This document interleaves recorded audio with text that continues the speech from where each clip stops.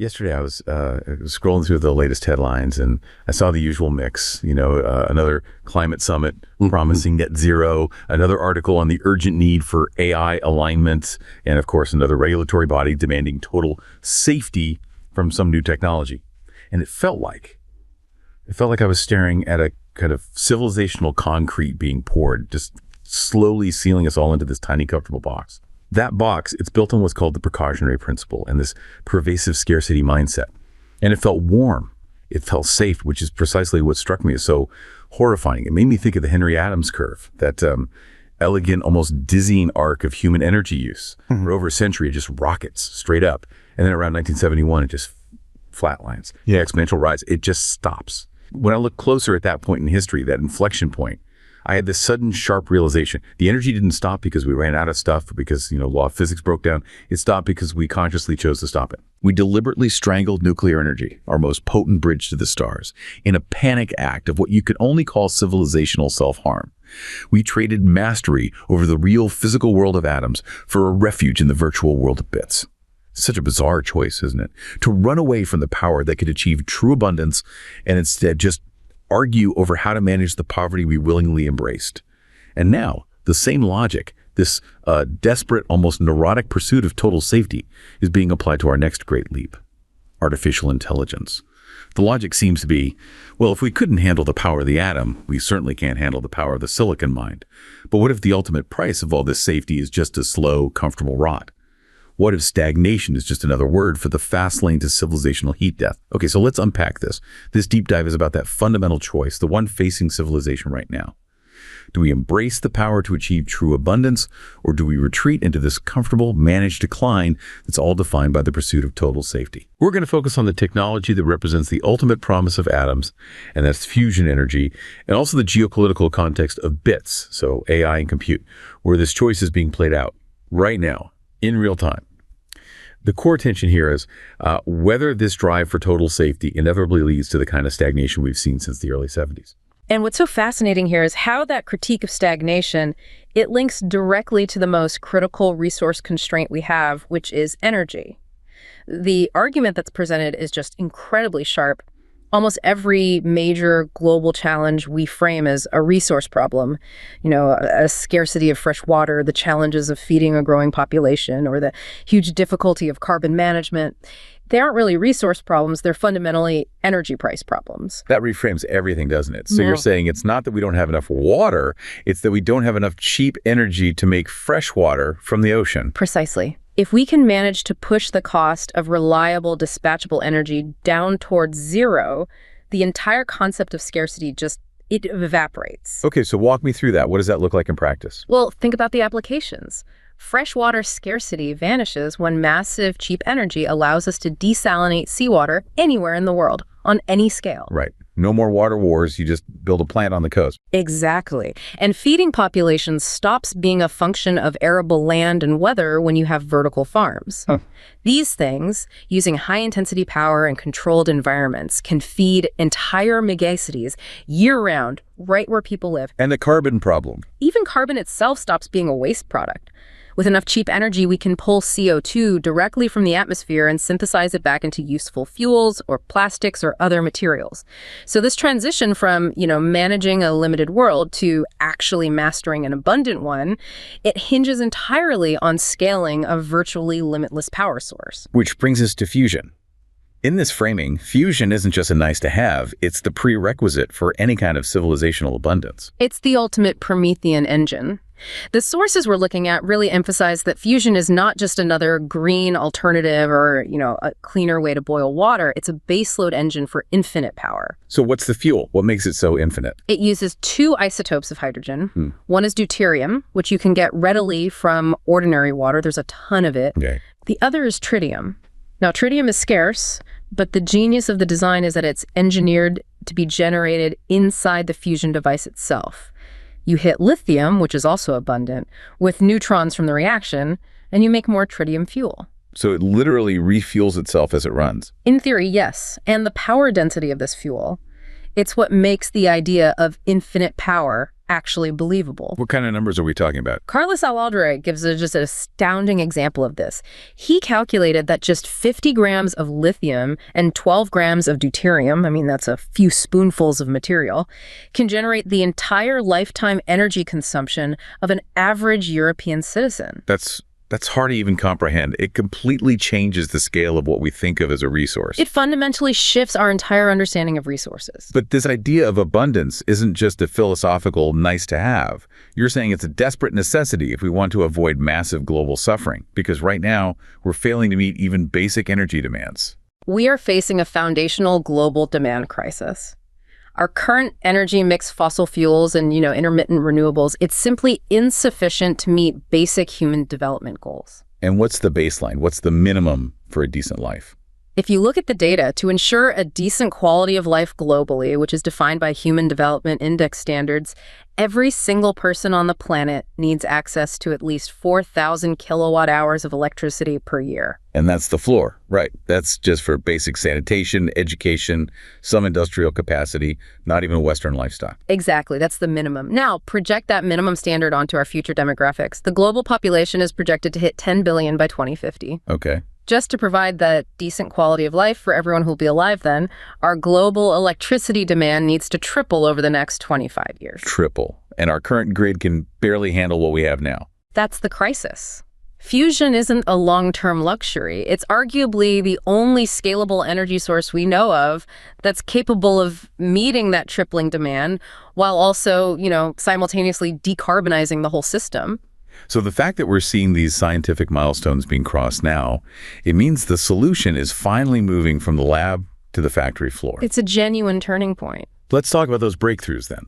Because for decades, the running joke was that fusion is 30 years away. And it always will be. Right. But the sources we're looking at suggest we have definitively left that era behind. What are the concrete, irrefutable scientific breakthroughs that confirm fusion is moving into the engineering phase? The skepticism is understandable. It's been earned over decades. But the data has changed so rapidly in just the last few years. We are at a genuine inflection point. We've transitioned from the initial physics question, can we even do this, to the engineering question, which is how do we industrialize it? And the core scientific hurdle was always ignition, right? Yeah. Getting more power out than you put in. Yeah, correct. The core breakthrough is achieving scientific ignition, or what's called a Q factor greater than 1. And the Q factor is just the ratio of energy output from the reaction to the energy input required to start it. Exactly. And for the first time in history, this has been repeatedly demonstrated in the inertial confinement approach. This was pioneered by the National Ignition Facility, or NIF, in the U.S. When did that happen? They hit initial scientific ignition in December of 2022. They had a Q gain of about 1.5, so that's 3.15 megajoules of energy coming out from 2.05 megajoules of laser energy they delivered to the fuel capsule. And that wasn't a one-off? Crucially, no. They've consistently improved on it. The latest record mentioned in the materials from April of 2025 pushed the gain to approximately 4.13. Wow. That's 8.6 megajoules produced from the same 2.05 megajoule input. A fourfold gain in less than 2.5 years. That is a remarkable rate of progress. It basically validates the whole concept of inertial confinement. It absolutely does. What about magnetic confinement? That's the approach most people recognize, the big donut-shaped machines. Right, the tokamaks. So in magnetic confinement, you're using powerful magnetic fields to stabilize the plasma. And here, the big news came from the Joint European Torus, or JET. JET set a major world record by producing 59 megajoules of fusion energy in a single 5-second pulse. And why is that 5-second pulse so important? Because it was a critical demonstration of long-period plasma stability. That's what you need for continuous operation in a commercial device. You can't just have a brief flash. You need a steady burning fire. So you put these two milestones together. Yes. The Q greater than 1 achieved repeatedly by NEF and the stable high-energy pulse from JET. They confirm what Carlos Alejandre said. Plasma physics has done its job. We are now entering the technological era of fusion. The science is proven. The problem now is just building it. It's an incredibly complex engineering integration and industrialization challenge. Okay, so that transition from pure science to integrated engineering is critical. Let's dive into the two competing technological pathways, because they represent two fundamentally different ways of trying to contain something that's hotter than the core of the sun. And the end goal is the same for both, right? You have to maintain hydrogen plasma at temperatures over 100 million degrees Celsius and keep it stable long enough for the fusion reaction to generate net power. The magnetic confinement route seems to be the incumbent. It's the one with the most history, the biggest machines. That's right. It's the most mature technology. It uses these incredibly powerful magnetic fields to create a sort of cage for the superheated, charged plasma, preventing it from touching the walls. And the tokamak is the most famous design. It's the most common, yes. It's the basis of huge international projects like ITER in France. Tokamaks have decades of operational experience behind them. But they're not simple. What are the big challenges there? Oh, the engineering challenges are immense. You have to control inevitable plasma instabilities. These things are notoriously twitchy. You have to design the whole thing for remote maintenance because it becomes radioactive. So robots have to do all the repairs. Exactly. And you have to protect the inner structure of the machine from a relentless bombardment of high-energy neutrons. And then there's the stellarator, which is the more complex, three-dimensional cousin of the tokamak. It is. It's often described as the mathematically more elegant solution. A stellarator uses a twisted helical configuration. So think of a really complicated spiraling donut. What's the advantage of that complexity? The advantage is that it can operate continuously without needing an induced plasma current, which is a major source of instability in tokamaks. This makes devices like Germany's Wendelstein 7X very attractive for long-duration stability. And the sources also mention innovations trying to make these reactors smaller and cheaper. Yes, that's a huge trend.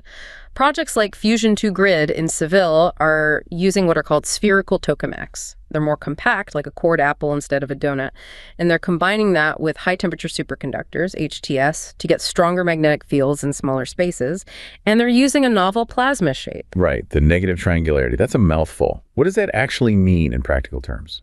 So think of the plasma's cross-section inside the reactor. A normal tokamak has a D shape. Negative triangularity sort of inverts that shape, pushing the plasma inwards at the top and bottom, almost like a heart shape. And why do that? The physics shows that this small change significantly improves the plasma's confinement and stability, and that translates directly into better performance and less operational complexity, which gets you closer to the goal of a smaller, cheaper reactor. Okay, so magnetic confinement is all about continuous, stabilized containment. Inertial confinement, on the other hand, is about generating immense power in tiny, rapid pulses. Exactly. Inertial confinement fusion, or ICF, uses incredibly powerful lasers or particle beams to compress a tiny fuel capsule, we're talking the size of a peppercorn, so quickly and so violently that it fuses before it has a chance to fly apart. And NIF proved this works scientifically, but you said it was built for research, not for power. Right. The lasers at NIF are massive, solid-state systems. They require hours to cool down between shots. That makes the repetition rate, which is like the heartbeat of a power plant, impossible to achieve. That's the key challenge for commercial ICF, isn't it? Right. How do you go from one shot every few hours to, say, 10 shots per second? Susana Reyes from a company called Excimer addresses this head-on. The commercial viability of ICF hinges on two things. You need cheap, mass-produced targets, and you need highly repetitive, efficient lasers. Excimer is developing new gas laser systems, they call them Excimer lasers, and they're designed to cut the cost per unit of energy by a factor of 60 compared to NIF's technology. A factor of 60. 60. The whole goal is to move from those slow, solid-state lasers to gas lasers that can operate at high repetition rates, achieving multiple shots per second. That's the industrial leap needed to make inertial fusion a commercial reality. So we've got proven science, two competing pathways, and a clear industrial mandate. But Gianfranco Federici from Eurofusion, he laid out 5 interdependent technical barriers. These are the points of friction where this whole atoms for abundance goal could grind to a halt. Instead of just listing them, let's talk about them as a single unified system that has to hold together. Where does this system face the most brutal physics? Without a doubt, the system faces the most brutal physics at its immediate interface with the plasma, specifically in managing extreme heat. The plasma releases its energy in these highly concentrated zones, and that leads to heat fluxes that exceed 10 megawatts per square meter. 10 megawatts per square meter. Give me an analogy for that. How hot is that? To give you a sense of scale, that's 10 times the heat flux that hits the space shuttle during atmospheric reentry. That's truly punishing. How does any material survive that? It relies on a component called the divertor. You should think of the diverter as the plasma's exhaust pipe. It has to remove both the incredible heat and all the impurities that are expelled by the reaction, and it has to do this over long, punishing operating cycles. So designing a diverter material that can withstand that continuous thermal shock without degrading is one of the biggest hurdles. It's one of the toughest, most immediate engineering hurdles, yes. If your diverter fails, the reactor shuts down instantly. And that extreme heat is just the beginning of the material science nightmare. Right?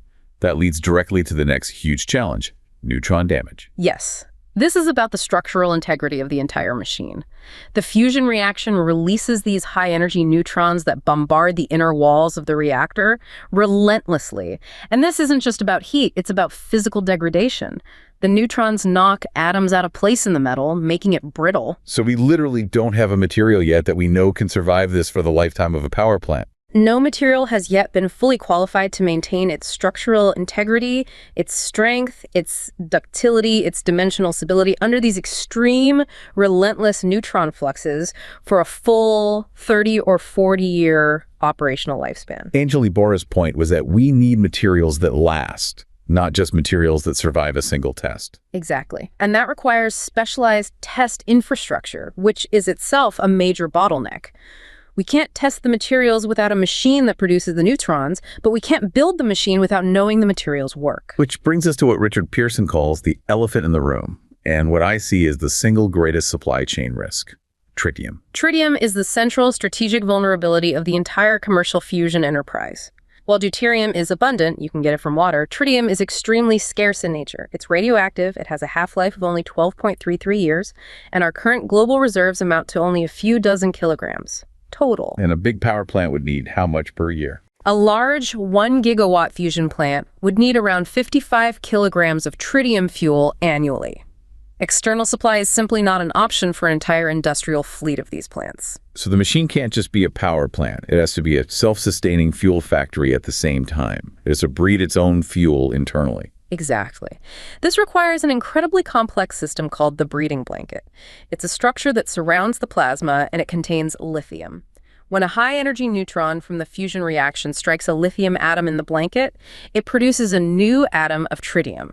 And the crucial goal is to make more than you use. Yes.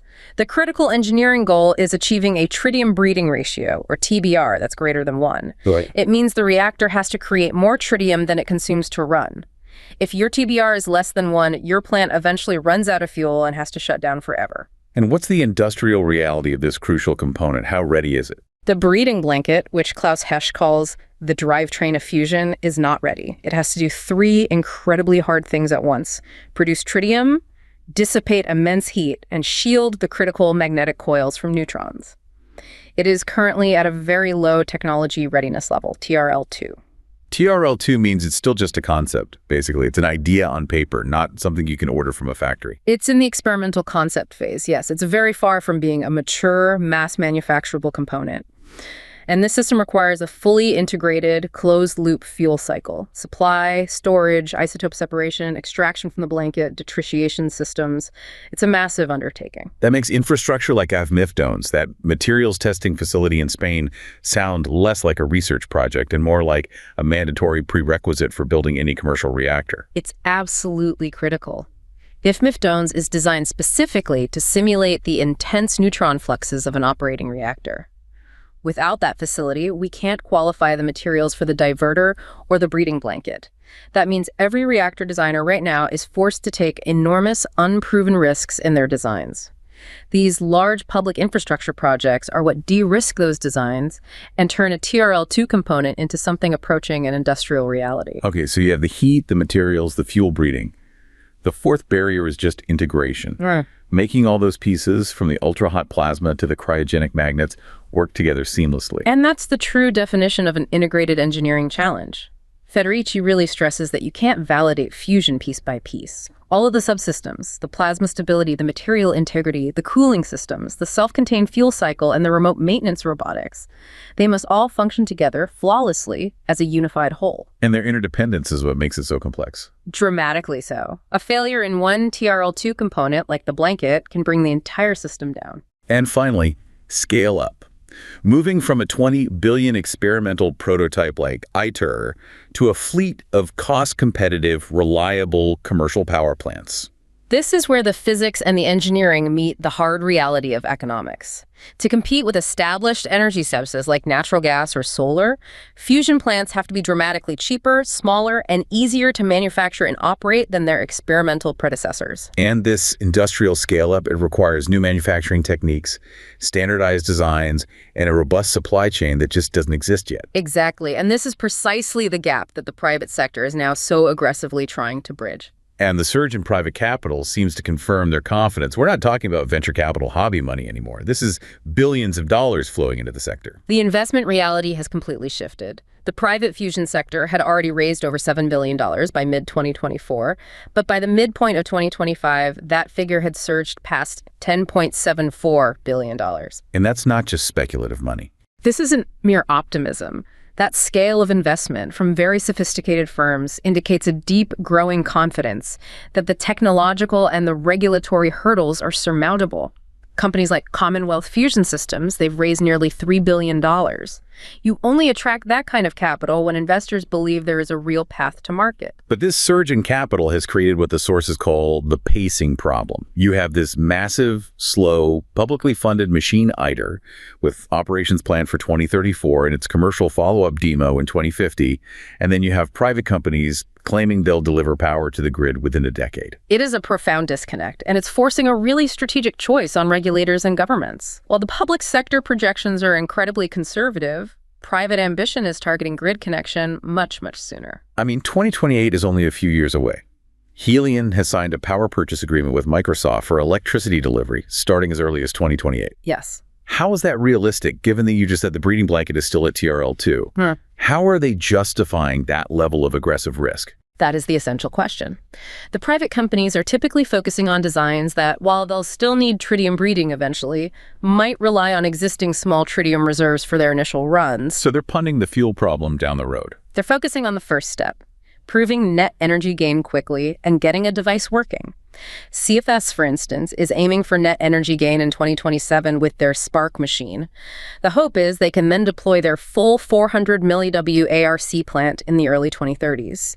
Excimer is targeting its first commercial grid connection by 2035. So what's driving these timelines? Is it pure competition? It's driven by two factors: intense competitive pressure and the integration of novel, high-risk, high-reward components like high-temperature superconductors. HTS promises a much smaller, cheaper reactor footprint. When surveyed, over 80% of experts believed fusion would supply power commercially before 2045, and they often cite these private actors as the primary drivers. They expect the first pilot plants to be supplying power for at least 10 hours before 2035. So the risk is high, but the potential reward owning the baseload engine for the future justifies this incredible acceleration. Absolutely. So the race isn't about proving the science anymore. It's about building the industrial infrastructure. Yeah. David Zaragoza nailed it when he said, the real challenge is not building a machine, it's building a fusion industry. That's the crucial point. The engineering barriers, especially the materials, which are at TRL3, and the breeding blanket at TRL2, are not just lab problems anymore. They are manufacturing problems. We need factories that can produce the specialized superconducting magnets, the advanced ceramics for the diverter, and the complex lithium structures for the blanket, and do it at a commercial scale with fusion-specific quality standards. So what are the strategies needed to get from this sort of artisanal, research-driven supply chain to a global industrial capability? It requires a lot of strategic coordination. Miguel Angel Carrera emphasizes the need for long-term alliances, for establishing rigorous, fusion-specific quality standards, and for building genuine trust between the scientific community and the industrial manufacturers. The public sector's role, despite its slower timelines, has been pivotal here, hasn't it? Absolutely. The sheer scale of ITER's construction involved over 2,000 European companies and $7 billion in contracts.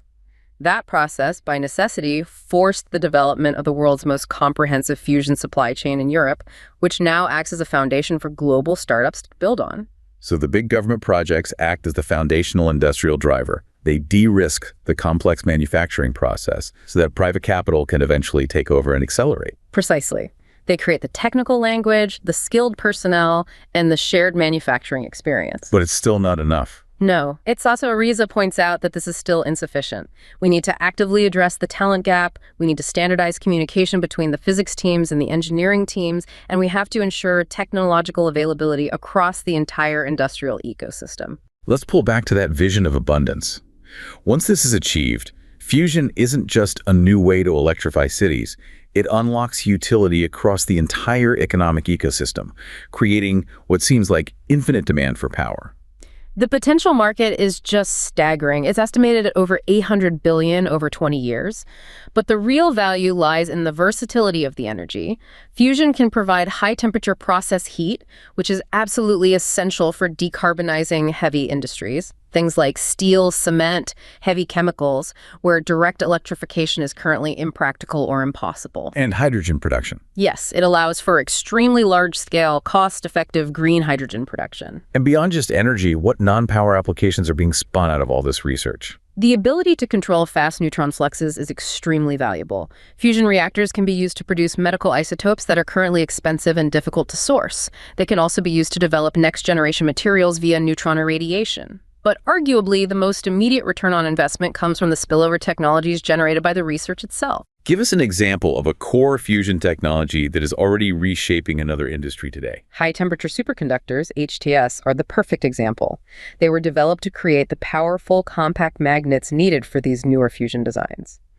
Now, HTS technology is driving innovations in multiple sectors. We're talking about a global market that's already worth over $9 billion in medical imaging. So MRIs, particle accelerators, high-speed electric motors, and advanced DC power grids. And the robotics for maintenance. Yes, the need for advanced cryogenics and highly automated robotics for remote maintenance in reactors like ITER and DEMO is also directly transferable to the aerospace industry, advanced manufacturing, and even existing nuclear fission plants. This connects directly to the geopolitical argument we started with: technological sovereignty. Developing a fusion supply chain is a fundamental act of industrial self-sufficiency. It is. Frederick Bourdrie warns that technological sovereignty is at risk right now. Europe, for example, needs to invest 100 to 200 million euros immediately just to secure a sovereign supply chain in superconductivity, because the current manufacturing capability is so heavily concentrated in Asia. Technologies born in fusion research are creating entirely new, localized value chains in transportation and healthcare, making fusion a significant multiplier of innovation and a bulwark against dependence. Okay, now we arrive at the core danger, the real risk of strangling this revolution with regulatory concrete. The historical failure with fission was, in many ways, regulatory. It was rooted in fear and the zero-tolerance approach of the precautionary principle. We have to avoid applying that same legacy framework to fusion. The sources are absolutely unequivocal on this point. Fusion is not fission, and the attempt to regulate them identically is economically and strategically debilitating. What are the key differences? The differences are vast. Fusion does not rely on a chain reaction, which means a runaway meltdown is physically impossible. The reaction just stops. It doesn't generate the long-lived, high-level radioactive waste that characterizes fission. The radiological risks are significantly lower. They're primarily contained to tritium handling and some activated components in the reactor that decay relatively quickly. And the cost of applying fission's rules to fusion is quantifiable and, it sounds like, ruinous. Lucio Milanese from Proxima Fusion gives a striking figure. In some of the ITER projects, as much as 70% of a component's total cost is driven purely by regulatory requirements. 70%? You're telling me they're paying more for the binders full of paperwork than for the actual metal? That's his phrase, paying more for the paperwork than for the metal. That regulatory sclerosis adds nothing to the component's technical value, but it drastically increases the time and the capital required for deployment. It's the definition of technological stagnation by administrative burden. So smart regulation isn't about cutting corners on safety. It's about creating proportional and strategic frameworks that actually match the real risk profile of the technology. Right. Patrick White outlined 3 crucial principles for this kind of intelligent regulation.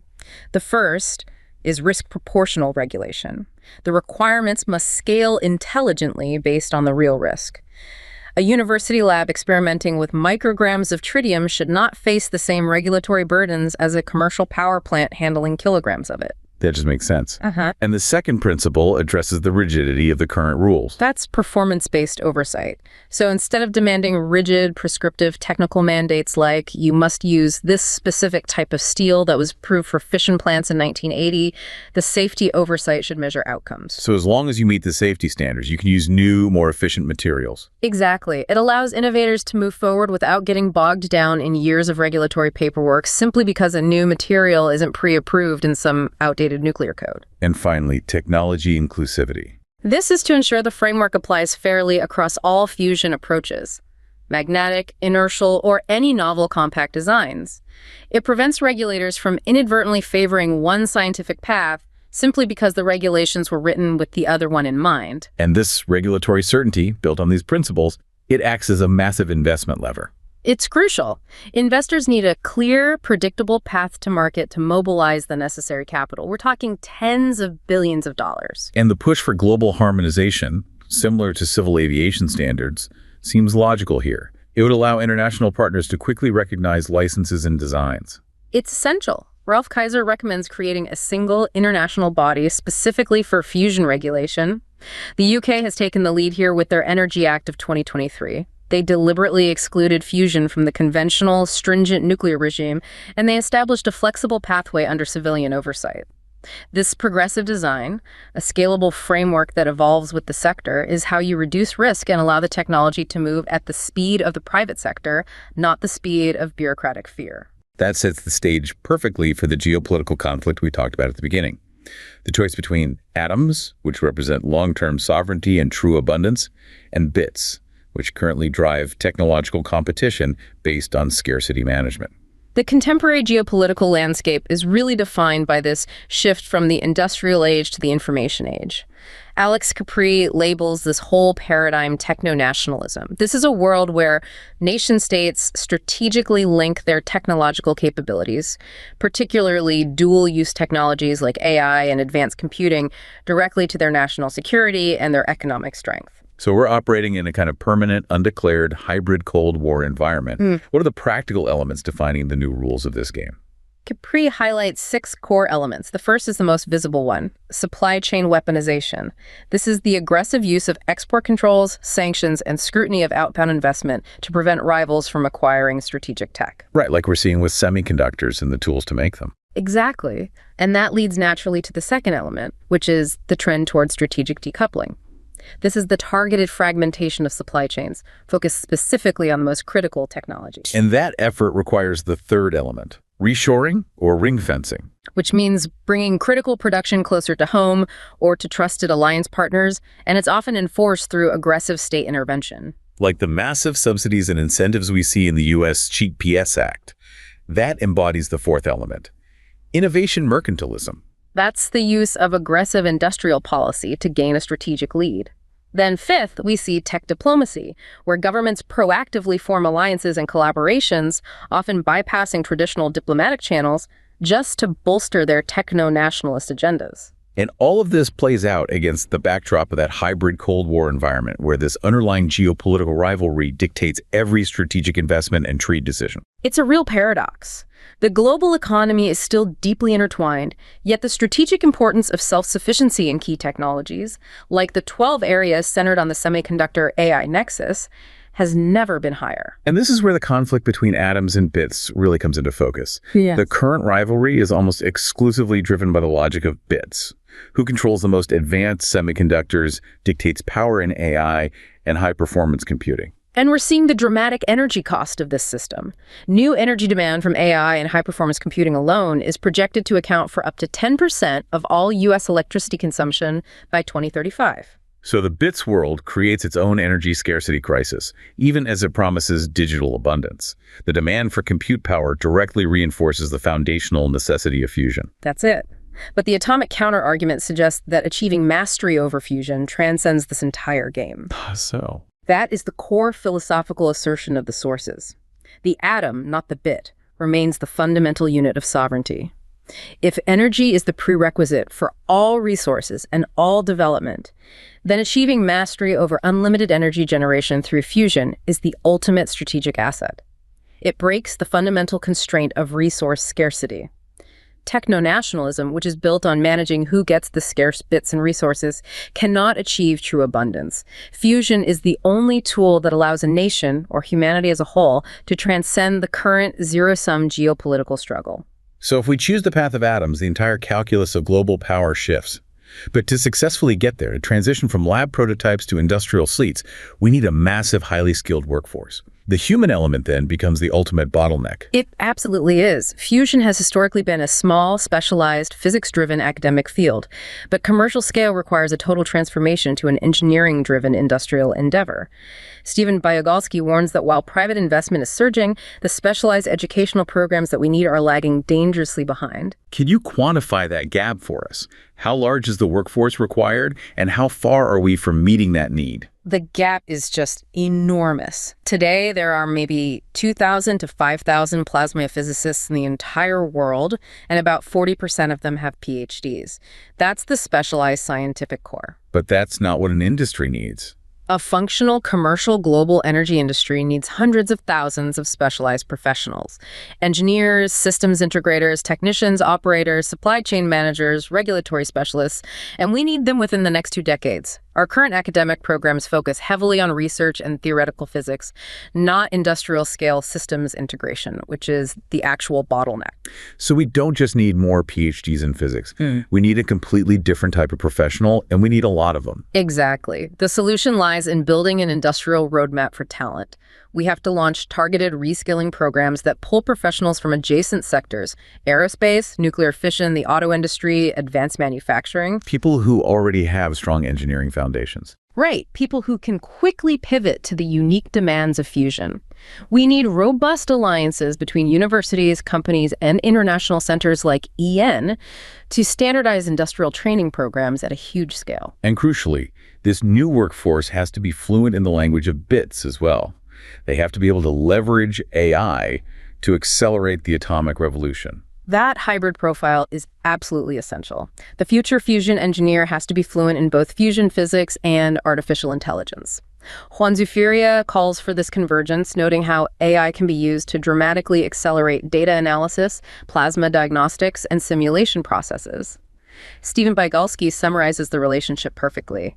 It's a with, not an or. What does he mean by that? He means AI can handle the immense data flows that are generated by the plasma. It can control the minute, real-time adjustments needed for stability.